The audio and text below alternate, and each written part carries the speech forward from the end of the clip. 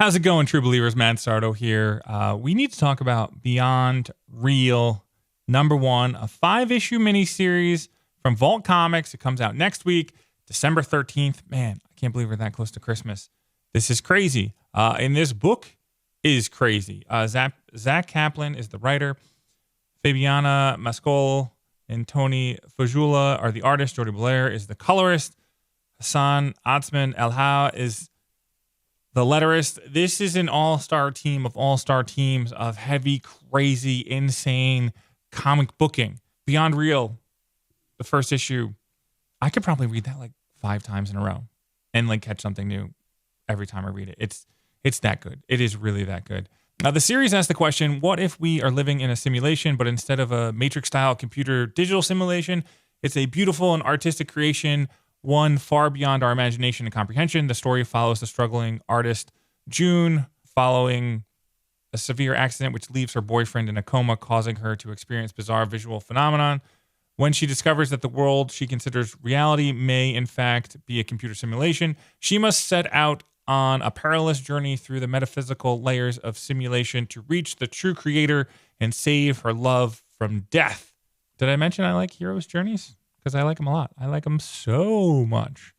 And do I like trippy meaning of life storylines? Yes, I do like all that fun stuff. So it's like Zach wrote this book for me. Like, I'm going to be self-analyzing my life and where I am and what is real and what is not real. And I can gush about this book on and on because one, it's a 5-issue miniseries, which I think is beautiful because I'm going to get the punchline in 5 issues.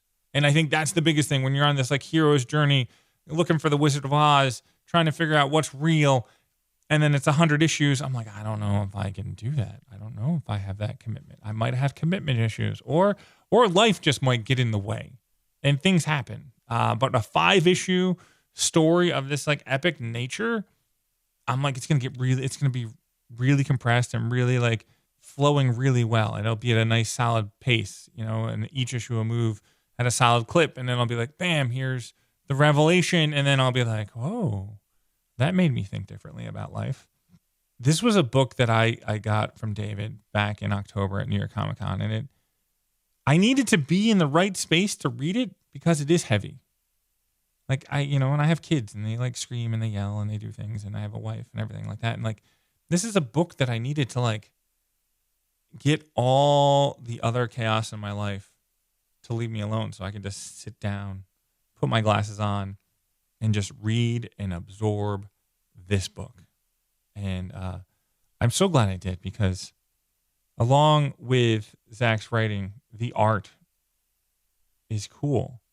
And the lettering, and you know me and my love for Jordie when it comes to her colors, but they're doing stuff there. This book had a real, I like the film. I don't know what other people think, but it had a real Vanilla Sky feel, texture to it. There's like some sparkliness in the book that you're like, okay, things are not what they should be. And then we get to my favorite page. And this is the page I want to talk about because this is probably why I love Beyond Real, because this one page encompasses everything that I love about the book. And I think I could look at this page forever and still find new stuff in it. It's a nice double page spread. June is going through some like crazy shit right now. You can see where she is in reality. And then you can see how the world is flashing before her eyes of like her relationship and her life. And then you have the shakiness of the different color palettes. You can read the handwriting, and I'd love to know whose handwriting that is. I'll have to ask Zach that. Or if any of the creators are watching this review and you can tell me whose handwriting this is, that would be awesome. So the first thing that I want you to see is the lettering kind of blurs in and out, and the bubbles are different and things are changing.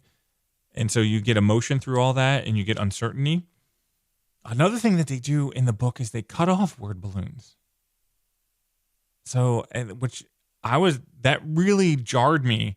And I think it jarred me in a good way, where I was like, okay, this book is off compared to all the other books that I've read in the comic world right now. And then I love the color palette that Jordie uses for this, the purples and blues, and then you have the yellows and the browns. Like everything complements things very well, and everything kind of sticks back out. But then you get to the heavy stuff. And, so at the bottom left-hand corner, illusion is perception. Up here in the middle left is life is an illusion, or perception is life. So you have illusion is perception, life is illusion, perception is life. And it's that kind of cycle of like, okay, what is going on in the Matrix? And then there's writing over the top.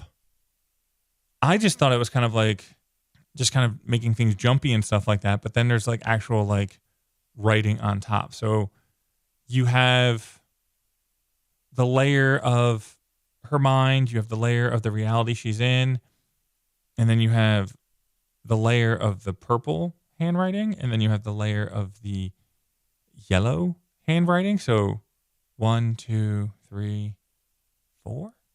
But then it makes me kind of like look through the rest of the pages and see what's going on and everything. And I just love this. And then if we just look at how it's set up cinematically or panel layout wise, you have June across the front. She is just right there. And then they're using the rule of thirds where her body is right there, where your eyes want to go to it. Your brain wants to go to this top left-hand panel with the cat.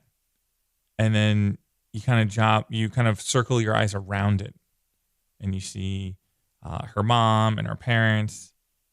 And then you kind of drift over into like the stars and the reality. And then her boyfriend and their relationship. And then you do a diagonal pattern across. And you can actually see the way June's blanket is covering her. There's a diagonal line that makes you go all the way to the left side, where her and her boyfriend are, he's got the glasses and they're about to kiss. And then you have the accident scene combined with the TED Talk, and then the splash of the water on the face, and then at the beach by herself. And like, what does that mean? Like, it's just the story that this tells right here.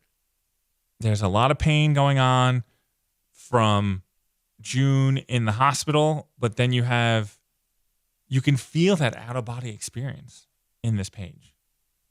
And it's so good. It is so good. All right, so come back to reality with me. And Beyond Real is a book that you can read many times and get new stuff from each time you read it, as there are visual cues.